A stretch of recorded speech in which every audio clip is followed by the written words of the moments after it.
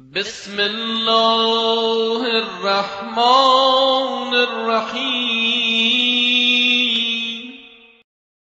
اللهم اهدني فيه لصالح الأعمال،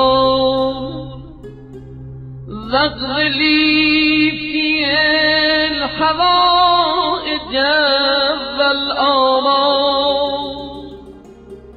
يا من لا يحتاج إلى التفسير والسؤال، يا عالما بما في صدور العالمين، صل على محمد وآله الطاهرين. اللهم صل وسلم وزد وبارك على رسول